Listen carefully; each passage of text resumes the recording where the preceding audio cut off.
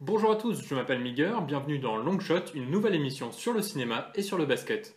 Je vais parler ici de films traitant du basketball de près ou de loin. Je me pencherai sur la façon dont le sport est abordé et la façon dont il est filmé, mais j'analyserai aussi les autres scènes du film et le film en général. Donc n'ayez pas trop peur si vous n'êtes pas expert en basket, puisque Longshot sera avant tout consacré au ciné. Vous manquerez maximum 2-3 inside jokes par épisode. Dans cette émission, je reviendrai plus en détail sur des films que les basketteurs connaissent bien, mais je veux aussi faire découvrir à tous, cinéphiles, basketteurs et autres, des productions un peu moins connues. Je m'aiderai aussi de ces films pour aborder des thèmes un peu plus vastes, que ce soit l'histoire récente ou éloignée du basket mondial, ou des sujets de cinéma qui me tiennent à cœur. Alors pourquoi ces deux sujets-là précisément? Tout simplement parce que ça doit être les deux seules choses dans lesquelles j'ai un peu plus de connaissances que le mec lambda. Mais aussi parce que le basket est inscrit dans la culture et dans la pop culture américaine, comme tous les autres sports US, et que du coup il y a plein de films où le basket est présent, que ce soit sur un film entier ou sur une seule scène. Mais assez parlé dans le vide, et passons tout de suite aux choses sérieuses. Et puisque c'est le plus gros succès du basket au ciné, et que c'est un film que tous les basketteurs ont vu environ 15 fois dans les années 90, et surtout parce que c'est écrit dans le titre de la vidéo, on va parler aujourd'hui de Space Jam.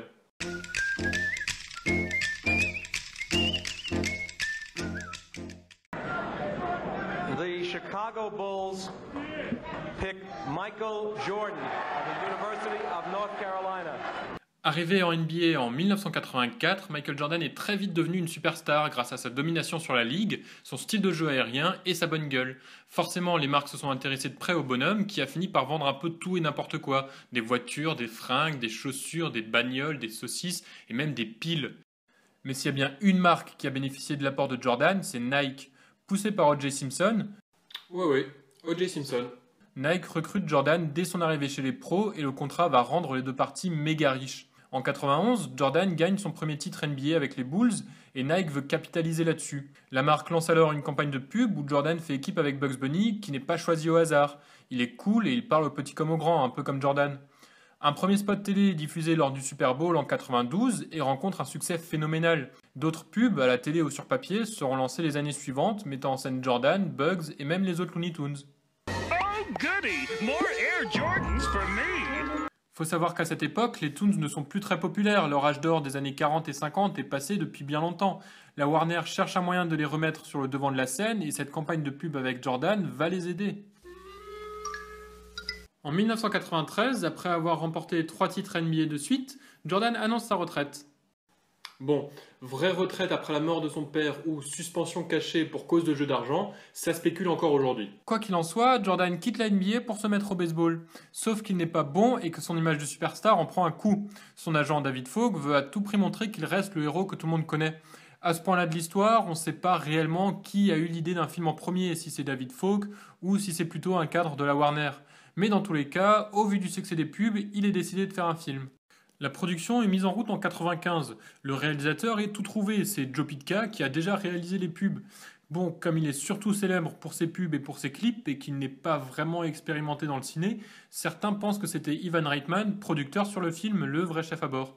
Le scénario est écrit par deux duos, Leo Benvenuti et Steve Rudnick, responsables de la trilogie Super Noël, et Timothy Harris et Herschel Weingrod qui ont écrit Jumeaux et Un flic à la maternelle. En sachant qu'il y a eu pas mal de réécriture du scénario, parce qu'il fallait que Jordan ait l'air vraiment impec et que les Toons se vendent le mieux possible. Côté casting, Danny DeVito donne sa voix au grand méchant Swakamer et des pros du doublage s'occupent du reste.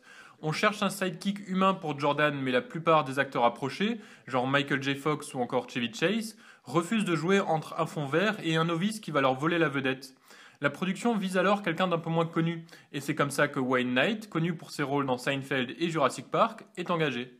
La partie humaine du film est tournée à l'été 95 et l'animation est produite sur les 12 mois qui suivent. Space Jam sort aux États-Unis en novembre 1996 et en France juste un peu plus tard, en février 97.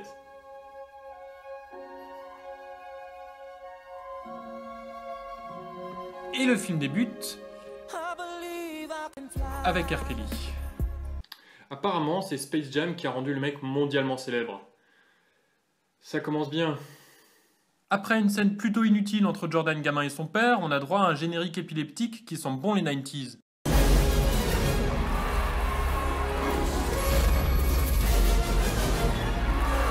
Non mais sérieusement, on dirait le générique d'Enter the Void.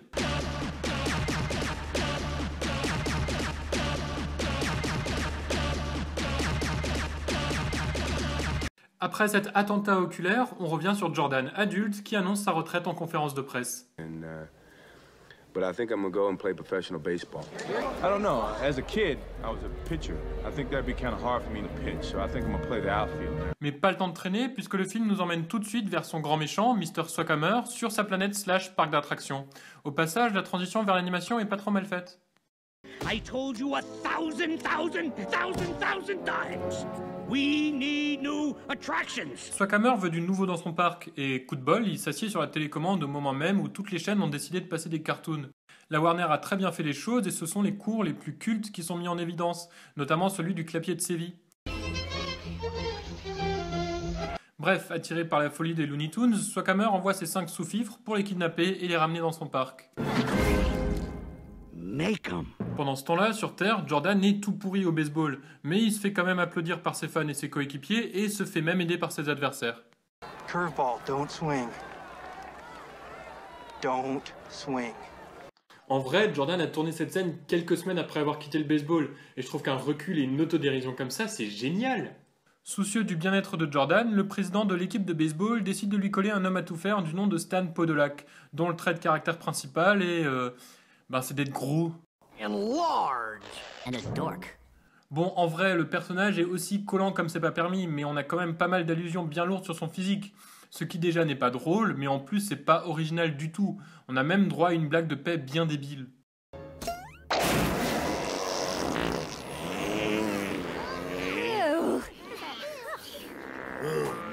Bref, Jordan et Stan font connaissance au moment où un ovni survole le stade. En fait, ce vaisseau, c'est celui des aliens qui rentrent sous terre et passent par l'intestin de Gaïa pour arriver dans le monde des Toons. D'accord, donc les Toons habitent sous terre. Mais il y a quand même un ciel. Mais attends, mais comment les aliens ont su que les Toons habitaient là? Et comment ils ont su par où passer? Le film montre par la suite que les humains ne savent pas que les Toons existent vraiment et qu'ils n'ont aucune idée de comment arriver chez eux. Alors bon, je sais pas, c'est peut-être juste un portail vers une autre dimension, mais si tu fais un monde parallèle dans un film où il y a déjà des aliens, autant faire une planète avec des Toons, non? Enfin bon, on va passer sur ce petit détail technique qui est la base de l'univers du film. Les aliens tombent sur Bugs Bunny et lui demandent de rassembler les Toons pour une réunion d'urgence. Alors, les Toons sont largement plus nombreux que les aliens. Ils sont aussi mieux armés, puisque les aliens n'ont que des petits pistolets laser, et pas une arme fatale comme la trompette dans Roger Rabbit par exemple. Et ils sont aussi plus intelligents que les aliens, puisque Bugs Bunny réussit à leur faire avaler n'importe quoi. On pourrait donc croire que les Toons vont s'en sortir rapidement, mais non, ils décident de négocier avec les aliens en les convainquant de jouer leur liberté lors d'un simple match de basket. Alors qu'aucun Toon ne sait faire du basket. Mais le sport est choisi parce que les aliens sont 5 et qu'ils sont petits. Les aliens, qui ne savent pas jouer non plus, veulent découvrir le basket de haut niveau et décident d'aller voir un match des Knicks. Je crois que c'est le point le moins logique de tout le film. Sous leur déguisement vachement subtil, ils s'aperçoivent que Charles Barkley et Patrick Ewing sont très bons. Ils s'infiltrent sur le terrain, volent le talent des deux joueurs et les conservent dans un ballon de basket. Passons sur la logique inexistante. C'est quand même une sacrée coïncidence d'avoir le pouvoir de voler les talents des sportifs, alors que la mission de base, c'était juste un simple kidnapping. Et puis bon, les talents, c'est quand même quelque chose de super abstrait et super subjectif comme truc. Sans leurs talents, Barkley et Ewing deviennent, mais alors, complètement débiles. Genre, on leur a fait une lobotomie aussi. Mais bon, ils s'en sortent toujours mieux que Danny Ainge. Bref, après avoir volé le talent d'Ewing et de Barkley, les aliens décident de voler ceux de Muggsy Bogues, pour que le film puisse avoir un mec tout petit, de Larry Johnson, pour faire des vannes sur sa grand-mère, et de Sean Bradley. Alors, autant pour Boggs et Johnson, c'était pas forcément les meilleurs de leur poste à l'époque, mais ça restait des mecs très très capables. Mais Sean Bradley, sérieusement, c'était quoi? C'était pour avoir un blanc dans l'équipe? Mais à ce moment-là, autant prendre Christian Laettner, ce sera pas la première fois où il se retrouvera dans une équipe sans vraiment savoir pourquoi. Ou je sais pas moi, Vlade Divac. No way, coach. We can't go in the locker room. Yeah, it could be an invasion of body snatchers. Bon, peut-être pas Vlade Divac, mais n'importe qui à part Sean Bradley. Le choix de Sean Bradley peut être justifié par le fait que c'est l'alien un peu teubé qui le choisit. Et dans l'emballage final, de toute façon, il servira pas à grand chose. Mais revenons-en au film. En utilisant les talents des joueurs NBA, les aliens se transforment en Monstars. Parce qu'a priori, les muscles et la taille font partie du talent. Mais dans ce cas-là, pourquoi les joueurs NBA ont pas rapetissé? Enfin bref, les Toons, voyant bien qu'ils n'ont aucune chance face aux Monstars, décident d'aller chercher des renforts. Ils s'en vont choper Michael Jordan en pleine partie de golf avec Stan, Larry Bird et Bill Murray, qui a la majorité des meilleures répliques du film, ce qui n'est pas tellement une surprise connaissant le bonhomme. It's because I'm white, isn't it? Presque tout le monde connaît la scène, Jordan se fait happer dans un trou de golf, il passe aussi par l'intestin de Gaïa et se retrouve dans le monde des Toons, pendant que Bill Murray et Larry Bird n'en ont absolument rien à foutre. Donc, Jordan se retrouve dans le monde des Toons, qui lui explique leurs problèmes. Il rencontre les qui le transforment en ballon de basket, le traite de chauve et dégomme Titi. Devant autant de violence, Jordan est convaincu d'aider les Toons et de participer au match. Par contre, le fait qu'ils viennent de découvrir un monde totalement inconnu des humains, ça a pas l'air de trop le déranger. Le premier entraînement de l'équipe des Toons est un gros bordel jusqu'à l'arrivée de Lola Bunny. C'est la première apparition de Lola Bunny chez les Looney Tunes. Elle est revenue depuis dans quelques dessins animés et elle a fait aussi en France quelques apparitions sur des paquets de céréales. Mais généralement, quand on pense à Lola Bunny, on pense à Space Jam. Apparemment, les Toons ne la connaissent pas alors qu'elle vit dans leur univers et qu'elle savait qu'un entraînement de basket était prévu à cette heure-là. Mais bon, on n'est plus à ça près. Lola Bunny est très sexuée, ce qui est un peu bizarre puisque les Looney Tunes et surtout Bugs Bunny sont traditionnellement flous quant à leur sexe ou leurs préférences sexuelles. Il y a toujours eu un point d'interrogation. Mais le film a le mérite de faire de Lola une femme forte, enfin une lapine forte, douée au basket, qui sait jouer de ses atouts physiques et qui ne se laisse pas faire. Et c'est très féministe pour un film pour gamins réalisé il y a 20 ans. Bon, jusqu'à ce qu'elle devienne la demoiselle en détresse qui récompense le héros en l'embrassant. C'est dommage, film. T'étais pas loin. Puis c'est au tour de Jordan de s'entraîner, en enchaînant les dunks sans échauffement. Je sais bien que t'es le meilleur de tous les temps, Michael, mais même toi, t'es pas à l'abri d'un claquage. C'est aussi à ce moment-là que Stan débarque dans le monde des Toons sans qu'on sache vraiment trop comment. Pendant tout ce temps-là, l'intrigue secondaire du film suit les basketteurs dépourvus de leur talent qui cherchent à comprendre ce qui leur est arrivé. On les voit du coup à l'hosto, chez un psy ou même à l'église. C'est assez cool parce que déjà ça donne lieu à tout plein de caméos et à quelques bons gags. Mais en plus c'est une conséquence réaliste du début de l'histoire et c'est quelque chose qu'on ne s'attend pas forcément à voir. Par contre, on ne peut être que déçu par le fait que le commissionneur de l'époque, David Stern, ait refusé d'apparaître dans le film. À sa place, on a un mec qui lui ressemble même pas, c'est même pas drôle. On revient à l'intrigue principale avec... Attends, c'est déjà le match final ? Il n'y a eu aucun conflit, aucun développement de personnage. Il y a eu 45 minutes de film à tout péter et on en est déjà au climax. Je me souviens pas avoir vu autant peu d'efforts investis dans un film. Bon, on va faire avec. Et on va passer aux commentaires sportifs. On notera au passage que les Toons sont de bons collabos puisqu'ils offrent à Swakamer sa propre tribune pour regarder le match. Pour les compositions d'équipe, côté Monstars, pas trop de casse-tête vu qu'ils sont que 5. Côté Toons, on commence avec Jordan, forcément. Bugs Bunny qui détruit le parquet, bravo. Lola Bunny qui est la seule Toons à savoir jouer. Ron Artest et Daffy Duck qui joue ailier fort. Alors, pour ceux qui s'y connaissent pas trop, les ailiers forts sont généralement des joueurs grands, assez mobiles et techniques, voire plutôt athlétiques. Donc le portrait craché de Daffy Duck. Dans le reste de l'équipe, on retrouve Sylvestre, Titi, Coyote, Elmer Fudd, Porky Pig, Pépé le Putois, Charlie le Coq, Sam le Pirate, Sniffles et Stan. Ça fait déjà 15 joueurs qu'on voit rentrer sur le terrain, mais en plus de ça, on en aperçoit à l'arrière-plan, sur le banc ou dans les vestiaires, genre Bip Bip ou Speedy Gonzalez, et c'est jamais clair vraiment qui joue ou qui ne joue pas. Apparemment, Jordan est tout aussi doué en coach qu'en manager. Clin d'œil rigolo, c'est Marvin le Martien qui est arbitre. Vu que c'est à la fois un Toons et un Alien. Et dans les tribunes, les fans ont des oreilles de Bugs Bunny, et ça aussi c'est cool. Le match commence avec une sirène, et bien entendu, les Toons se font rétamer. Aucune faute n'est sifflée, mais en même temps, les Toons ont une intégrité physique à part, donc c'est difficile de dire ce qui est réellement une faute ou pas. Jordan fait ce qu'il peut, alors que les Monstars enchaînent les dunks surpuissants, et on se retrouve à 66-18 à la mi-temps. Come on guys, keep your head up. À la pause, certains clichés des films de sport sont détournés, comme celui du speech motivateur ou celui du produit magique pas vraiment magique. C'est assez rafraîchissant. Les Toons repartent à l'attaque avec le potentiel du match enfin exploité. Ce sont des Toons qui jouent au basket, pas juste des gens normaux qui sont pas sportifs. Du coup, on va retrouver dans cette deuxième mi-temps plein de conneries de dessins animés dans des actions à la limite du légal. Mais on s'en fout puisque Marvin le Martien siffle vraiment rien. Les Monstars n'arrivent plus à attaquer, les Toons reviennent dans le match, et le score est de 68-66 alors qu'il reste 4 minutes à jouer.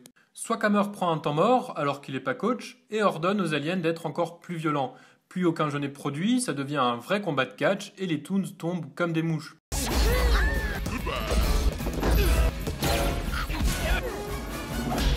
Stan Podolak rentre sur le terrain et se fait aplatir bien comme il faut, mais miraculeusement, il marque quand même un 3 points et le score est de 77-76 pour les Monstars à 10 secondes de la fin du match. Les Toons n'ont plus que 4 joueurs valides, mais c'est à ce moment-là que Bill Murray débarque. Producer's a friend of mine. Just had a teamster come and drop me off. Et le match peut continuer.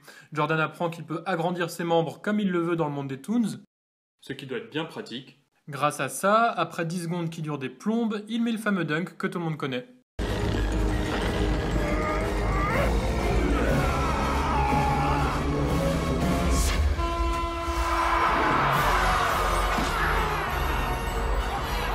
Les Looney Tunes sont sauvés, les aliens font exploser Swakamer sur la Lune, les joueurs NBA retrouvent leur talent, et Jordan retourne dans le monde des humains, dans un vaisseau spatial sur du R. Kelly.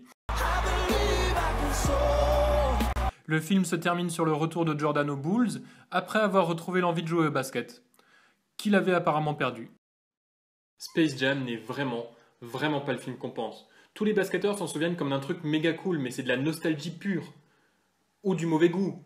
Je pense que la moitié ou la plupart même de ceux qui disent que ce film est génial l'ont pas vu depuis qu'ils étaient gamins.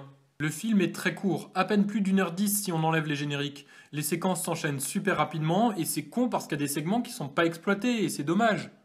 Par exemple, on aurait pu avoir une vraie séquence d'entraînement des Toons. Ou de choix de l'effectif, ça aurait pu être marrant. Ou encore autre chose. À un moment donné dans le film, on voit Porky Pig s'inviter dans un cartoon de Bip et Coyote. Ce qui a du sens puisque les Toons ont leur propre univers, donc ils peuvent se croiser. Mais ça aurait pu donner quelques scènes drôles et originales où des personnages arrivent dans un cartoon qui n'est pas le leur. À la place de ça, on a des séquences qui servent à rien, genre la scène d'intro ou encore celle où Bugs et Daffy doivent aller chercher les fringues de Jordan. En plus de ça, le scénar est tiré par les cheveux et c'est bourré d'incohérences. Les Monstars qui n'ont jamais la même taille, l'accès à l'univers des Toons qui reste complètement inexpliqué. Pourquoi Swakamer laisse faire tout ça? Pourquoi les Toons ne sont pas allés chercher quelqu'un d'autre en plus de Jordan? Quelle est la logique derrière le vol de talent? Et tout plein d'autres détails qui vont vous faire sortir du film. Le film souffre aussi beaucoup de la comparaison avec Qui veut la peau de Roger Rabbit qui marche sur la même mécanique. Roger Rabbit est sorti 8 ans plus tôt que Space Jam, mais il est plus drôle, plus sympa, plus recherché et surtout mieux fait. Et là où les cartoons gardent leur personnalité d'origine dans Roger Rabbit, Space Jam les retouche pour qu'ils rentrent mieux dans le moule de personnages secondaires derrière Michael Jordan. À part Daffy Duck, peu sont réellement fidèles. Bugs Bunny qui appelle à l'aide, vous avez déjà vu ça vous? We need your help! À cause de ça, le film s'est fait allumer par les connaisseurs. Chuck Jones, réalisateur légendaire des Looney Tunes, a démonté le film et a déclaré que son Bugs à lui en aurait eu terminé avec les aliens au bout de 7 minutes. Et encore, j'ai même pas parlé de l'imagerie chrétienne autour de Jordan. Le tout est incroyablement commercial et super cynique à propos de ça. C'est de la lèche à la Warner et du placement de produits décomplexé. Come on, Michael, it's game time. Get your Hanes on, lace up your Nikes, grab your Wheaties and your Gatorade, and we'll pick up a Big Mac on the way to the ballpark. Tout ça pour vendre plus de produits dérivés Looney Tunes et des chaussures Air Jordan. Sur ce point, même Joe Pytka a critiqué le film. Mais bon, c'est ce qui arrive quand l'idée d'un film vient d'une publicité du Super Bowl. L'animation est pas trop mauvaise, sauf sur 2 points. Le premier, c'est un petit souci d'incrustation des humains dans le monde des Toons. Là, par exemple, on peut très bien entendre que Bill Murray est dans un studio. Du coup, pour que ça se voit pas trop, Joe Pytka cumule les super gros plans un peu chelous sur Jordan. Le deuxième point, c'est les tribunes pendant le match. Les fans s'excitent même si rien ne se passe, et les personnages sont répétés pour remplir la salle. Et si on fait un peu attention, ça se voit carrément. Passons maintenant à la partie basket. Joe Pytka a joué au basket quand il était jeune, donc il sait un peu ce qu'il fait. Il n'y a pas de gros défauts sur les aperçus de matchs NBA ou sur le match entre les Toons et les Monstars. C'est difficile de juger ce match-là d'ailleurs, puisque, comme j'ai dit avant, les Toons ne sont pas contrôlés par les mêmes règles que nous. C'est aussi difficile d'étudier de la façon dont Pytka a choisi de filmer l'action, puisque le match principal se déroule sur fond vert. Par contre, on se retrouve avec le cliché du match qui se joue à la dernière seconde, qui doit être présent dans 90% des films de sport. Et puis, je sais pas si les mecs étaient simplement pas experts ou si c'est délibéré de leur part, mais les paniers, du début à la fin, c'est dunk sur dunk sur dunk sur dunk. Je peux comprendre que c'est ce qui fasse plaisir au plus grand public, mais ça reste très réducteur puisque l'attrait du basket ne se résume pas du tout à ce type d'action. Et puis des dunks, au final, c'est assez rare dans les matchs, et c'est d'ailleurs ça qui rend la chose aussi spectaculaire. Sans oublier que vous avez Michael Jordan, putain, vous pouvez lui faire 15 000 gestes plus beaux et plus variés que ça. Étonnamment, c'est Bill Murray qui prend le relais et qui impressionne avec ses mouvements. Pour finir, je sais que je me répète, mais bon, Sean Bradley, sérieusement... Puisqu'on est sur le sujet, les basketteurs ne savent vraiment pas jouer la comédie. Il y a des moments où c'est très clair que les mecs récitent un texte. Muggsy Bogues s'en sort pas trop mal et Jordan se débrouille plutôt bien pour un mec dont c'est pas le métier. Mais il a absolument détesté l'expérience. Les producteurs ont dû construire un playground à côté du plateau pour que Jordan ne devienne pas fou. Il supportait pas de bosser sur fond vert ou de faire la même scène 10 fois de suite. Alors quand tout le monde à Hollywood voulait le voir et parler avec lui, ça l'a complètement écœuré. Can I go home now? En plus, ces scènes ont dû être tournées très rapidement. Comme il était déjà revenu en NBA au moment du tournage, il avait un planning de basketteur pro à respecter. Ce qui me fait douter sur une éventuelle suite avec LeBron James, malgré les rumeurs qui refont surface de temps à autre. Je me rends compte que ma critique est vraiment critique, et donc je vais essayer d'y apporter quelques nuances. Il y a des tas de films pour enfants qui sont sortis dans les années 90, qu'ils soient débiles, niais ou très bons. Space Jam est pas pire qu'un autre, c'est bon enfant, et il y a quelques bonnes vannes même s'il y a beaucoup de slapstick. C'est pas réellement méchant. Ensuite, à part R. Kelly, la BO est vraiment pas mal, il y a quelques bonnes musiques. Assez en tout cas pour finir 6 fois album de platine. Et même si certaines sont un poil kitsch et bien typées 90s, elles sont restées dans la culture populaire et sportive. Et bon, une paire à l'écran comme Bugs Bunny et Michael Jordan, c'est vraiment unique. C'est surtout pour ça qu'on se souvient du film. Ça a eu un impact monstre sur les gamins à l'époque. En France, on pouvait montrer ce film pour prouver que le basket c'était carrément cool, quand tous nos potes à l'école jouaient au foot. Le film a rencontré un succès énorme. Il a fait numéro 1 du box-office américain à sa sortie et a terminé avec quasiment 2 millions d'entrées en France. On peut encore en voir les répercussions aujourd'hui. Le type qui s'est amusé à compiler les statistiques du match final par exemple. Ou bien sûr Zach LaVine qui dunk sur la musique de Space Jam avec un maillot Toon Squad. Et tout ça, c'est assez triste. Parce que ça conforte les producteurs dans leur choix de tout miser sur le casting et sur une idée d'accroche, plutôt que sur un scénario bien écrit et un film bien développé. Mais bon, au moins ça nous aura donné une nouvelle dose de Bill Murray. Larry's not white. Larry's clear. Voilà, c'était le premier épisode de Longshot, j'espère que ça vous a plu, merci en tout cas de l'avoir regardé jusqu'au bout. Je serai bientôt de retour avec un nouveau film, d'ici là, bon match et bonne toile.